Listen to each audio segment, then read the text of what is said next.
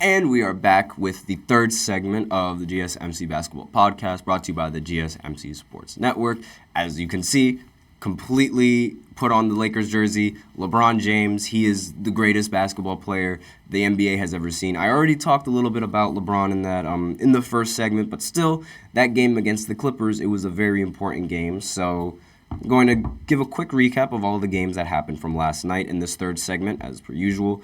But I love talking about LeBron, and I love talking about the Lakers. So I might talk a little bit about them again in the previous matchup that they had, because it was LeBron. It was all LeBron that was doing anything for this Lakers team. It was nothing but LeBron. And that's a little bit of a problem that I have, because it took LeBron in the fourth quarter to for this team to actually have some sort of spark. And it's why? Where are the other teammates? But I digress. So with my LeBron fandom out of the way, let's go ahead and actually recap some of the other games that happened, because it wasn't just LeBron and the Lakers, even though it might as well have been LeBron and the Lakers. The Pelicans matched up against the Indiana Pacers before the Lakers were actually playing their game, and I did watch that entire game. And from the looks of things, the Pacers, they are the team that they are the team that I see them as. And the Pelicans, they definitely need a little bit more work. I will say that. And the reason why I say this is because the Pacers and their defense, again, it's not that good. Their defense, the Pacers' defense is really, really bad. And the only reason why they ended up winning this game was because of their offense being so much better, and the fact that the Pelicans just weren't playing defense, and the Pacers just took advantage of that. It was a very confusing game to watch. When I from a Pelicans perspective, it was very confusing, the amount of just how many open looks that the Pacers were getting. And it's did you not make these adjustments out of the timeout? I'll just go off the box scores real quick. Halliburton ended the game with 17 and 13. While that might not look impressive, he did impact them late in the fourth quarter, because the Pelicans were edging, and they were really, really close to getting to the Pacers in that lead, and they were really close to blowing, to winning the game in the end. Excuse me, Jesus Christ. And the Pacers were looking like they were going to blow it, but every single time that it looked like the Pacers were going to blow the lead, they'd come right back on the offense, and they'd end up going on a run. And Pascal Siakam ended the game with 24 and 11, and Benedict Mathurin ended the game with 16 points.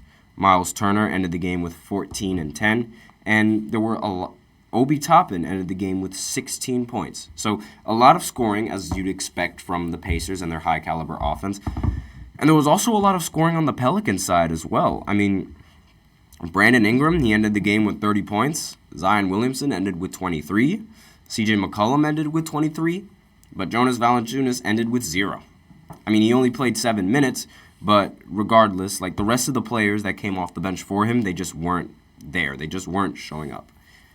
And with that in mind, and with the way that this team was playing against the Pacers, they were very, very lazy. And I don't understand why they were so lazy against this team. So the Pacers, they run one of the fastest offenses in the entire NBA. It's part of their name, pace. So they move the ball really, really quickly, and they get the ball down the court really, really quickly. So whenever teams, usually when teams go up and they make a shot, they just jog back, they're slow to getting back, and they settle in their defensive set at the half court, right? And the offense comes walking down the court, just slow, getting ready for their half court set. The Pacers don't do that. They do not do that whatsoever. Instead of taking it slow and walking the ball up the court, most of the time they will quickly inbound the ball, and while the team is scrambling on defense, they will quickly find an open shooter in the corner, and he'll tend to be open because the Pelicans' defense and the defense in the NBA is lazy. They were taking forever to get back on defense. And because they were taking forever to get back on defense, the Pacers were able to take advantage of this, and they quickly moved the ball down the field so that way to abuse the fact that, like, oh, he's taking his time trying to get back from this layup. Like, Zion, there was this one attempt where Zion, he went up with a layup. He made the layup, but he went down, and he was like, when players go down, they take their time trying to get back up and all that. The Pacers didn't wait for him to get back up, though. They grabbed the ball, quickly inbounded it in like 1 second, and Tyrese Haliburton sprints down the field. And him moving that fast and forces the Pelicans to play in a 4-on-5, essentially. And with that in mind, that draws in help defenders. And where do those help defenders leave players open? At the three-point line.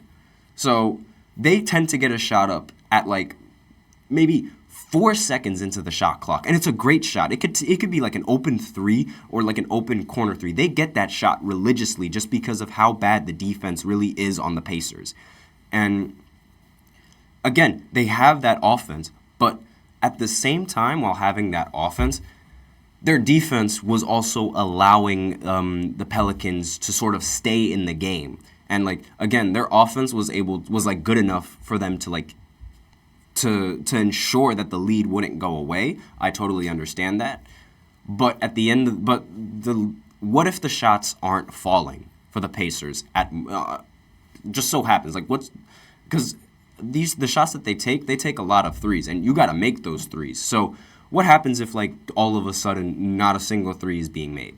What happens? You don't have defense to fall back on, and it allows teams to sort of like stay in the game until you end up missing your threes. So that's definitely some bad news coming in for the Pacers going into the playoffs, in my personal opinion. And now the Pelicans, obviously, they cannot be this lazy on defense. Zion is incredibly lazy on defense, and it's something that cannot be allowed for a team like this. They have to be quick. They have to be adamant. They have to want to win these games. And from what I saw and how they were playing, they just weren't doing that. And they were really, really slow. Again, like they were just moving slow. It was like sluggish, and it didn't make sense. Like you see that these teams are taking advantage of how slow you are to getting back on defense. Put a hand up. Like, are you really not going to run and sprint back on defense? They were just jogging. It didn't make any sense to me. But that was it for that game. And we have another game. The Chicago Bulls went up against the Cleveland Cavaliers. They won 132-123 in double overtime.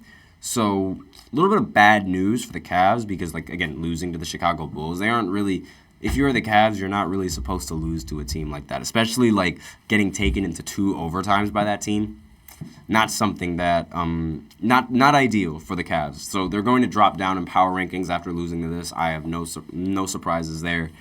And again, it's just a mediocre team that the Chicago Bulls have. And the fact that they were able to beat the Cavs just gives more reason as to why I think that the Knicks are a better team than the Cavs. And the Chicago Bulls actually did something historic in this game.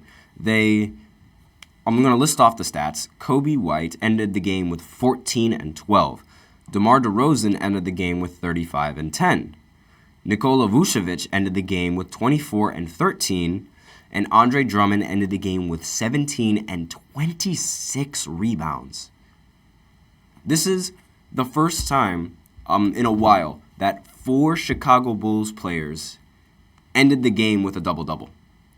And that is absolutely insane because those numbers that they put up, especially Drummond's numbers with those rebounds, is astonishing. Like, that's great team basketball right there from the team.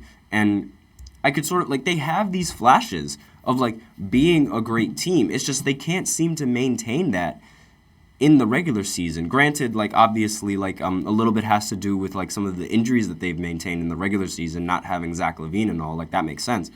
But again, like, they have the players. DeMar DeRozan, he used to be the face for the Toronto Raptors, and he used to lead the Raptors to the playoffs every single time. Now all of a sudden he can't do that on the Bulls? Like, really? But I digress on the Bulls. And the Cleveland Cavaliers, like, that's a serious problem losing to the Bulls in double overtime. Donovan Mitchell ended the game with 19 points. wasn't his best night, and they definitely could have used his production for this game. And going on to some of the other games, Minnesota, they beat the Memphis Grizzlies. No real surprises there because Minnesota is the number 1 seed, and Memphis Grizzlies, they are a bottom feeder in the Western Conference. They aren't bad. They aren't Pistons level bad, but they're still pretty bad. They are 13th in the Western Conference, just ahead of the Trailblazers and the San Antonio Spurs. And the gap between, unlike the Eastern Conference where they have 2 teams that literally haven't won 10 games yet, these guys, no team on the Western Conference is much more competitive. So a lot of while they are 13th, their record is still relatively close to the Houston and the Utah Jazz. But obviously, again, no one really expected the Grizzlies to come out winning this game. Anthony Edwards ended the game with 34 points, so obviously very impressive. Cat ended the game with 13 and 11, and Rudy Gobert was mid this game, 8 points, 8 rebounds. He shot pretty efficiently, I will say that, but again, it's not really that much. But he's a defensive anchor, so it makes total sense. And there's not really much that needs to be talked about with this game. I mean, the results of the game were completely expected. And the Mavericks went up against the Toronto Raptors in a very intense matchup, 136 to 125. You wouldn't tell it was intense just by the score, but Luka Doncic came out a little bit slow going into the first quarter and the second quarter, but he ended up picking it up as he always does. Ended the game with another triple-double. Is there any surprises there? 30 points, 16 assists, 11 rebounds. Kyrie Irving also helped out, 29 points. Kyrie has definitely proven to be a great asset to this Mavericks team when he does play. My opinions on Kyrie are relatively strong. I'm not a big fan of Kyrie, but I will say that when he's playing, he knows how to play. He knows how to play basketball, and he's one of the best ball handlers, one of the best shot creators, one of the best point guards in the NBA. I still consider him as one of the best point guards, whatever you want. Shooting guard, if you want to call him a shooting guard, then you can call him a shooting guard, but one of the best point guards that the league has seen. His raw handles, his ability to create shots, all of that is he's without a doubt a Hall of Famer in my personal opinion. And a lot of people might disagree with that, but you can't really tell the story about basketball without mentioning Kyrie Irving and his handles.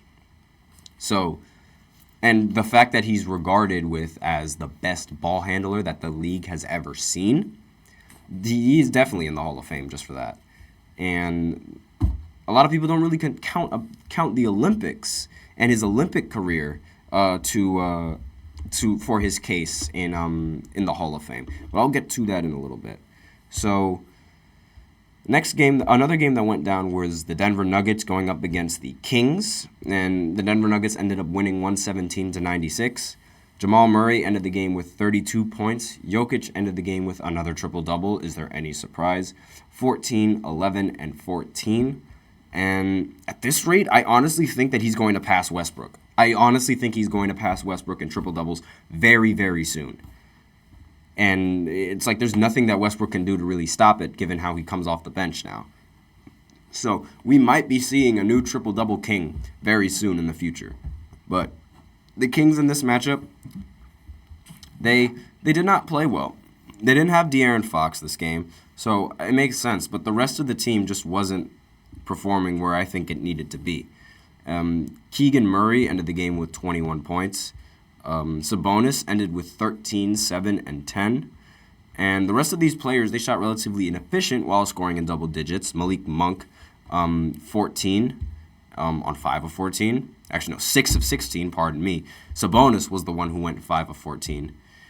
And who else played well? Chris Duarte, 18 points with 7 of 14 shooting. So the Kings right now, they're in the 8th seed in the Western Conference. I wouldn't really call that a spot that you'd want to be in because they're just behind the Lakers. And the Lakers, they're making their strides. So if the Lakers end up taking the 8th seed, while Sacramento holds the 9th seed, Sacramento might end up seeing Golden State again, this time in the play-in. And judging by how they played against them last year, I'm not entirely sure that's the team that they want to go up against. Or maybe they want to go up against them so that way they could have some revenge. But not an ideal situation for the Sacramento Kings just because of going up against Golden State and that fear of going up against Golden State. And that's all the games that ended up happening yesterday. And with that, we are out of time for this third segment. So tune in for the fourth segment where I talk a little bit about Team USA, given how the names for the some of the players on the roster have been announced and confirmed. And I'm just going to talk a little bit about the history of Team USA and the history of the Olympic basketball and like what's really to be expected. So tune in after this short break.